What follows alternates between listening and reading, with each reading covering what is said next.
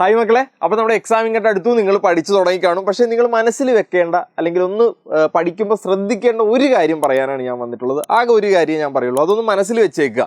അതല്ലാതെ വേറെ കാര്യങ്ങളൊന്നും പറയുന്നില്ല, വെറുതെ ഒന്ന് കേട്ടാൽ മതി. വേഗം ഞാൻ പറഞ്ഞു തീർത്തേക്കാം. അതായത് നമുക്ക് +1 മാത്സിൽ എത്ര ചാപ്റ്ററുകൾ പഠിക്കാനുണ്ട്? 14 ചാപ്റ്ററുകൾ പഠിക്കാനുണ്ട്. നമ്മളെ +2 മാത്സുമായിട്ട് കമ്പയർ ചെയ്താൽ, +2വിൽ നമ്മൾ പഠിക്കാൻ പോകുന്ന മാത്സുമായി കമ്പയർ ചെയ്താൽ +1ലെ മാത്സ് കുറച്ച് സിമ്പിളാണ് സത്യം പറഞ്ഞാൽ. അപ്പം നിങ്ങൾ വിചാരിക്കും ഇത് സിമ്പിളൊന്നും അല്ലല്ലോ, ഇത് പാടാണല്ലോ എന്ന് നിങ്ങൾ ഓർത്ത് കഴിഞ്ഞാൽ ഞാൻ പറയുന്നു ഞാൻ കമ്പയർ ചെയ്താൽ പറയുന്നത്. +2വിലെ മാത്സുമായി നോക്കിക്കഴിഞ്ഞാൽ ഇവിടെ കുറച്ചേ നമുക്ക് പഠിക്കാനുള്ളൂ. അവിടെ പഠിക്കുന്ന കണ്ടന്റുമായി നോക്കുമ്പോൾ ഇവിടെ കുറച്ചേ നമുക്ക് പഠിക്കാനുള്ളൂ. അതുപോലെ നമ്മൾ +1ൽ പഠിക്കുന്ന ചാപ്റ്ററുകളൊന്നും കണ്ടിന്യൂസ് അല്ല, ഒരെണ്ണത്തിൻ്റെ ബാക്കിയല്ല അടുത്തത്, അതിൻ്റെ ബാക്കിയല്ല അടുത്തത്. പക്ഷേ +2ലേക്ക് ചെന്ന് കഴിയുമ്പോൾ നമ്മൾ ഓരോ ചാപ്റ്ററുകളും കണ്ടിന്യൂസ് ആണ്, അല്ലെങ്കിൽ ഒരെണ്ണത്തിൻ്റെ ബാക്കിയാണ് അടുത്തത് എന്ന് നമുക്ക് പറയാൻ പറ്റും. അപ്പോൾ അതുകൊണ്ട് നിങ്ങൾ ശ്രദ്ധിക്കേണ്ട കാര്യം, +1 +2വിനെ അപേക്ഷിച്ച് കുറച്ച് സിമ്പിളാണ്. അതുകൊണ്ട് നിങ്ങൾക്ക് മേടിക്കാൻ പറ്റുന്ന മാക്സിമം മാർക്ക് നിങ്ങൾ ഇപ്രാവശ്യം എഴുതി മേടിച്ചിരിക്കണം. എന്താണ് നിങ്ങൾക്ക് മേടിക്കാൻ പറ്റുന്ന മാക്സിമം മാർക്ക് നിങ്ങൾ എഴുതി മേടിച്ചിരിക്കണം. അത് നിങ്ങളെ കൊണ്ട് പറ്റുന്നത് എത്രയാണോ അത് മേടിച്ചിരിക്കണം. നിങ്ങളെ കൊണ്ട് ഫുൾ എഴുതി മേടിക്കാൻ പറ്റുമെങ്കിൽ ഫുൾ എഴുതി മേടിച്ചിരിക്കണം. കേട്ടല്ലോ? അപ്പോൾ ഇതാണ് നിങ്ങൾ മനസ്സിൽ വെച്ചേക്കേണ്ട കാര്യം. +1ഉം +2ഉം കൂടി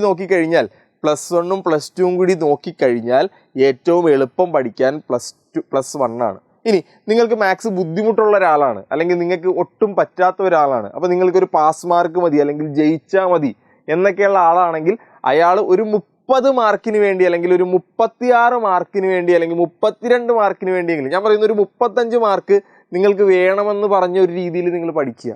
നിങ്ങൾക്കൊരു 32 മാർക്ക് കിട്ടിക്കഴിഞ്ഞാൽ നിങ്ങൾ ഡബിൾ പാസ്സാണ്, +2വിൻ്റെ കൂടി മാർക്ക് നിങ്ങൾ മേടിച്ചു. അപ്പോൾ നമ്മളുടെ ഒരു മാത്സ് എന്ന് പറയുന്ന സബ്ജക്റ്റ് നമ്മൾ സേഫ് ആക്കുവാണ് അതുവഴി ചെയ്യുന്നത്. അപ്പോൾ നിങ്ങൾ പഠിക്കുമ്പോൾ ശ്രദ്ധിക്കേണ്ട കാര്യം, നമുക്ക് +1ൽ മാത്സിന് മാക്സിമം മാർക്ക് കിട്ടണം, ഏറ്റവും കൂടുതൽ മാർക്ക് ഇവിടുന്ന് കിട്ടണം. +2വിനെ വെച്ച് നോക്കുമ്പോൾ ഇത് സിമ്പിളാണ്. ഇനി നിങ്ങളെ കുഴപ്പിക്കാൻ പോകുന്ന, അല്ലെങ്കിൽ കുറച്ച് ബുദ്ധിമുട്ടുണ്ടാക്കാൻ പോകുന്ന ചാപ്റ്ററുകൾ ഏതൊക്കെയാണെന്ന് ചോദിച്ചു കഴിഞ്ഞാൽ, എൻ്റെ ഒരു അഭിപ്രായത്തിൽ ഇവർ 4 പേരുമായിരിക്കും. ഇതിൻ്റെ അകത്ത് ഈ ലിമിറ്റ് ആൻഡ് ഡെറിവേറ്റീവ് നിങ്ങൾക്ക് അത്ര ബുദ്ധിമുട്ടുണ്ടാക്കാൻ ചാൻസ് കുറവാണ്. കാര്യം ലിമിറ്റ് ആൻഡ് ഡെറിവേറ്റീവിൽ നിന്ന് വരുന്ന ചോദ്യങ്ങളെല്ലാം ഒരു സിമിലർ പാറ്റേണിൽ നിന്നായിരിക്കും. ഒരേപോലത്തെ ചോദ്യങ്ങളെ ചോദിക്കുകയുള്ളൂ. ഒന്നെങ്കിൽ ഡെറിവേറ്റീവ് കണ്ടുപിടിക്കുക, അല്ലെങ്കിൽ ലിമിറ്റ് കണ്ടുപിടിക്കുക എന്നൊരു രീതിയിൽ മാത്രമാണ് അതിൻ്റെ അകത്ത് ചോദ്യം വരുന്നത്. പക്ഷേ ഈ ബാക്കിയുള്ള 3 ചാപ്റ്ററുകളിലെ trigonometry, straight lines, conic section, ഈ ചാപ്റ്ററുകളൊക്കെ ഒന്ന് ശ്രദ്ധിച്ചു പഠിച്ചേക്കുക. ഈ ചാപ്റ്ററിൻ്റെ പ്രശ്നം എന്താണെന്ന് ഞാൻ പറയട്ടെ. ഈ ചാപ്റ്റർ എല്ലാം കൺസെപ്റ്റ് ഓറിയൻറ്റഡ് ആണ്. ഈ ചാപ്റ്ററിൽ എന്ത് കൺസെപ്റ്റാണോ പഠിക്കാനുള്ളത് ആ കൺസെപ്റ്റ് കൃത്യമായിട്ട് നിങ്ങൾ മനസ്സിലാക്കി വെച്ച് പഠിക്കാൻ നോക്കുക. അതല്ലാതെ ബാക്കി ചാപ്റ്ററുകൾ ചെയ്യുന്ന പോലെ ഒരു ക്വസ്റ്റ്യൻ ഇതിങ്ങനെയാണ് എക്സ്പാൻഡ് ചെയ്യുന്നത്, അല്ലെങ്കിൽ ഇതെങ്ങനെയാണ് സോൾവ് ചെയ്യുന്നത് എന്ന് പഠിച്ചു പോകാതെ ഈ ചാപ്റ്ററിൽ ഇപ്പോൾ ട്രിഗ്നോമെട്രിയിലാണേലും, സ്ട്രെയിറ്റ് ലൈൻ ആണേലും, കോണിക് സെക്ഷൻ ആണേലും അതിൻ്റെ അകത്ത് പറഞ്ഞിട്ടുള്ള കൺസെപ്റ്റ് ഒന്ന് മനസ്സിലാക്കുക. എന്നിട്ട് അതെല്ലാ ക്വസ്റ്റ്യനിലേക്കും അപ്ലൈ ചെയ്യാൻ നോക്കുക. അതല്ലാതെ നമുക്ക് ഓരോ പർട്ടിക്കുലർ ടൈപ്പ് ക്വസ്റ്റ്യനായിട്ട് പഠിച്ച് തീർക്കാൻ പറ്റാത്തൊരു സെഷനാണ് ഇത് 3 അതുകൊണ്ടാണ് കുറേ കുട്ടികൾ സ്ട്രെയിറ്റ് ലൈനും കോണിക് സെക്ഷനും ട്രിഗ്നോമെട്രിയൊക്കെ ബുദ്ധിമുട്ടാണെന്ന് പറയുന്നത്. കാര്യം നിങ്ങളത് പഠിച്ചിട്ടുണ്ടാവും, ആ ചാപ്റ്റർ നിങ്ങൾ മുഴുവനായിട്ട് പഠിച്ചിട്ടുണ്ടാവും. പക്ഷെ ക്വസ്റ്റ്യൻ വന്നാൽ ചെയ്യാൻ ഒരു ബുദ്ധിമുട്ടുണ്ട്. അതുകൊണ്ട് ഈ എക്സാമിനും ടഫ് ആവാനുള്ളൊരു ചാൻസ് ഉള്ളത് ഇവർ 3 പേരുമാണ്. കാര്യം ഇതിൻ്റെ അകത്ത് ഇതിൽ 3ലും എവിടെ നിന്ന് വേണമെങ്കിലും ക്വസ്റ്റ്യൻ ചോദിക്കാം, എങ്ങനെ വേണമെങ്കിലും ക്വസ്റ്റ്യൻ ചോദിക്കാം. അപ്പോൾ നിങ്ങൾ പഠിക്കുമ്പോൾ ശ്രദ്ധിക്കേണ്ട കാര്യം, കൺസെപ്റ്റ് ഓറിയൻറ്റഡ് ആയിട്ട് പഠിക്കുക.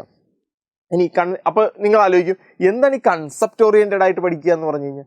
ഒന്നുമില്ലടാ, ആ ചാപ്റ്ററിൽ പറഞ്ഞിട്ടുള്ള കാര്യങ്ങൾ എന്തൊക്കെയാണോ തിയറി, അല്ലെങ്കിൽ എന്തൊക്കെ ഇക്വേഷനൊക്കെ പഠിക്കണോ അത് വേഗം അങ്ങോട്ട് പഠിച്ചു തീർക്കുക.